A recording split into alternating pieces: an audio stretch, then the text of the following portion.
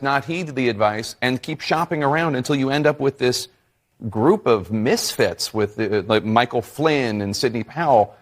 Is he just not capable of hearing no?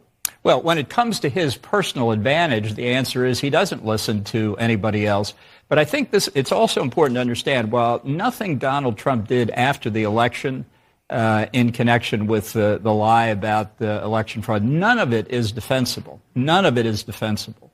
It's also a mistake, as some people have said, including on the committee, the commentators, that somehow this was a carefully planned coup d'etat aimed at the Constitution. That's not the way Donald Trump does things. It's rambling from one half-vast idea to another, one plan that falls through and another comes up. That's what he was doing. As I say, none of it defensible.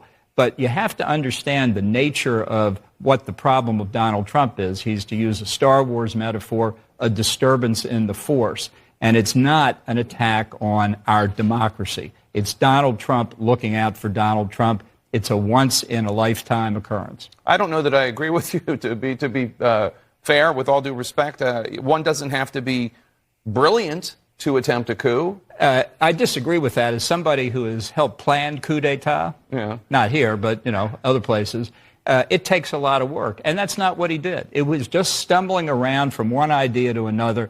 Ultimately, he did unleash the rioters at the Capitol. As to that, there's no doubt. But not to overthrow the Constitution, to buy more time to throw the matter back to the states to try and redo the issue. And if you don't believe that, you're going to overreact. And I think that's a real risk for the committee, which has done a lot of good work, mostly when the witnesses testify, not when the members are opining. It is invariably the case that when you go too far trying to prove your case, you undermine it. And I think you got to give credit to the intelligence of the American people to listen to the witnesses and let them come to the conclusion. And I think the fellow who had actually gone into the Capitol, who said today that he had blinders on and he was too loyal to one person, that is the central point. Yeah, no, it's something, and it was, as I think Laura Coates said, or somebody said earlier, an offering for a lot of